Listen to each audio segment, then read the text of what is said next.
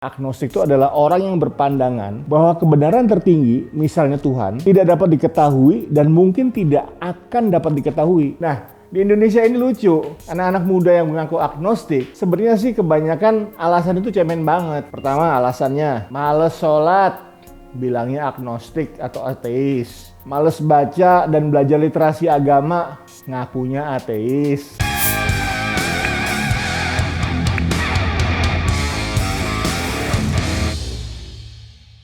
Assalamualaikum warahmatullahi wabarakatuh. Bertemu lagi bersama saya, Chef Haryo Prangu di The Cooking Rockers. Episode kali ini saya akan membuat reaksi video. Tentang siapa? Tentang kenapa Coki agnostik. Nah, agnostik itu adalah orang yang berpandangan bahwa kebenaran tertinggi, misalnya Tuhan, tidak dapat diketahui dan mungkin tidak akan dapat diketahui. Nah, tokohnya adalah Thomas Huxley. Dia pencetus definisi agnostik. Dia itu manusia bro, bukan Tuhan. Jadi derajatnya itu sama dengan kita. Sama-sama manusia, sama-sama punya akal dan pemikiran. Jadi dia tidak lebih mulia dari kita. Di Indonesia, paham agnostik hampir mustahil terjadi. Kenapa? Karena sejak lahir, kita udah dengar azan 5 kali sehari. Kenal gereja dan umatnya. Agama Buddha, agama Hindu, 5 agama yang diakui di Indonesia. Dan diajarkan di pelajaran pendidikan moral Pancasila bro. Jadi udah mustahil tuh, hampir mustahil paham agnostik itu lahir di Indonesia. Nah, di Indonesia ini lucu, anak-anak muda yang mengaku agnostik, sebenarnya sih kebanyakan alasan itu cemen banget. Pertama, alasannya males sholat, bilangnya agnostik atau ateis.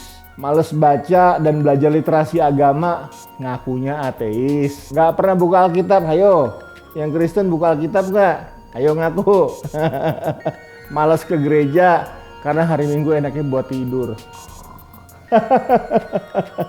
Nah, kebanyakan referensi bacaan nih yang buat mahasiswa nih tanpa punya dasar ilmu agama yang kuat. Misalnya saat seru nih baca buku filsafat, kebawa tuh ke pemikiran filsuf asing tuh.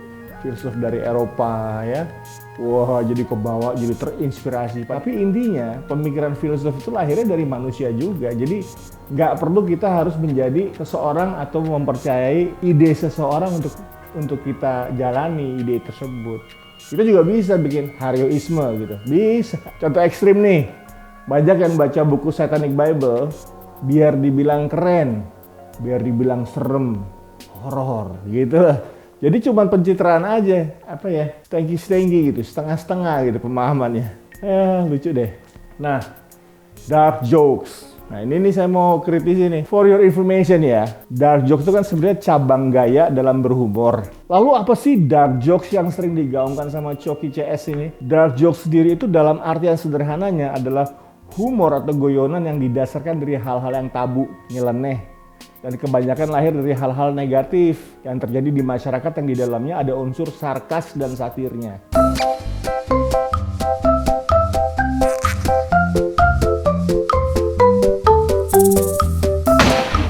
Paling gampang isunya itu apa? Seputar sara, suku, ras, agama. Dan yang paling parahnya menggunakan cacat tubuh.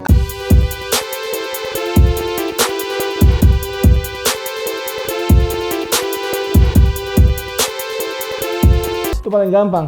Kemudian agama dibuat bahan ketawaan. Kalau di Amerika sih oke ya, negara demokrasi, negara yang memang lahir dari paham kebebasan berpikir dan berucap. Indonesia bro, kita lahir dari majority agama gitu, nggak pantas, nggak cocok. Nah, dark jokes ini cocok nggak sih buat di Indonesia? Misal ada bahan begini nih, kenapa sih wajah hitam manis yang kata orang Ambon manise ditakuti orang yang belum kenal kita? Karena wajah beta mirip debt collector. Nah itu, orang Ambon identik dengan debt collector itu dark jokes men. Nah, orang Yahudi itu punya semua. Kaya raya, bisnisnya bagus, pembuat hoax nomor 1 dunia, dan pembuat hoax konspirasi dunia yang sukses. Tapi ada satu yang mereka nggak punya. Apaan? Negara. Nah itu dark jokes ya. Nah, gimana jokesnya? Cocok nggak buat budaya Indonesia? Aneh kan? Jatuhnya malah jadi insulting banget. Karena bangsa kita tuh bukan bangsa liberal bro. Kita besar oleh beraneka budaya, beraneka macam agama. Nah, orang-orang yang so asik macam si Coki CS ini mengangkat tema dark jokes secara mentah. Kalau gue sih ketawa ya, tapi ketawa nanggung gitu. Secara gue lama tinggal di Amerika, Jadi dark jokes itu gue paham dan masuk buat gue. Tapi bukan masyarakat Indonesia pada umumnya, bro. Kasian buat anak-anak ABG masih yang belasan tahun.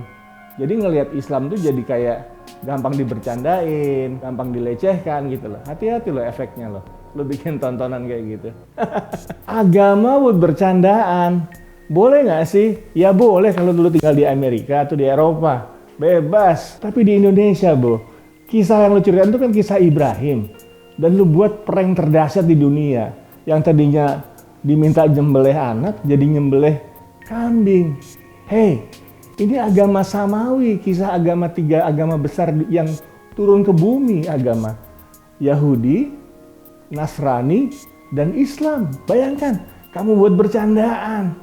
Kemudian cacing pitanya mu'alaf. Tahu nggak sih arti mu'alaf? Mu'alaf itu seseorang dari agama lain yang memeluk agama Islam dan masih dalam keadaan iman yang lemah dan kurang pengetahuan tentang Islam.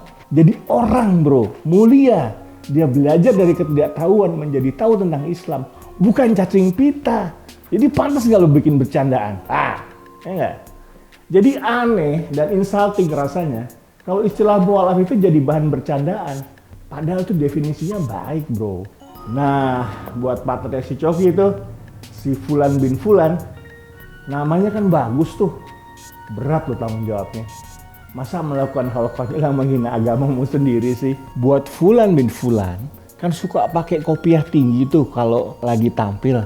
Tahu nggak artinya apa? Kopiah tinggi atau kopiah dhuwur dalam filosofi Jawa Timur itu adalah simbol seseorang yang memiliki ilmu agama yang mumpuni, menjangkau kedudukan Allah Subhanahu wa Ta'ala. Maka harus meningkatkan derajat kerohanian, semakin tinggi, terhormat, semakin mulia, semakin tawadu, menjaga omongannya, ya, tidak terbanyakan ketawa. Nah, si Fudul bin Fulan ini begitu nggak? Coba. Nah, sebagai sesama saudara Muslim, saya wajib mengingatkan nih, terlepas saya mau mendengar atau tidak, itu bukan tanggung jawab saya lagi ya. Cuma ngasih tahu. Sebenarnya sih saya mau ketemu sama Anda, ngasih tahu. Dan saya yakin Anda pernah baca kalimat ini di Al-Quran. A'udzubillahiminasyaitonirrajim. Bismillahirrahmanirrahim. Jika kamu Muhammad, tanyakan kepada mereka, niscaya mereka akan menjawab, sesungguhnya kami hanya bersenda gurau dan bermain-main saja. Katakanlah, mengapa kepada Allah dan ayat-ayatnya serta Rasulnya kamu selalu berolok-olok? Quran Surat At-Taubah ayat 65. Saat orang-orang munafik yang menghina Nabi itu menyanggah bahwa mereka melakukan itu hanya sekedar bercanda. Dan Allah Subhanahu wa Ta'ala berfirman, Allah yang berfirman loh, tidak perlu kalian mencari-cari alasan karena kalian sudah kafir setelah beriman. Quran Surat At-Taubah 9 ayat 66. Ini Allah yang berfirman ya bro, bukan saya, bukan Udin si tukang parkir. Haji. Sekali lagi Allah berfirman, bukan saya. Firman Allah Subhanahu wa Ta'ala dalam Al-Quran berkata yang artinya, dan janganlah kamu mengikuti apa yang kamu tidak mempunyai pengetahuan tentangnya. Sesungguhnya pendengaran, penglihatan dan hati, semuanya itu diminta pertanggungjawaban. Quran Surat Al-Isra ayat 36. Udah deh, gitu aja video reaction dari saya. Semoga jokesnya jadi tambah keren dan menginspirasi banyak pemuda-pemuda tersesat. Wassalamualaikum warahmatullahi wabarakatuh. Saya Chef Haryo Pramu, ikuti saya The Cooking Rockers. Jangan lupa like and subscribe. Jangan marah ya, ini teguran dari saudara sesama muslim.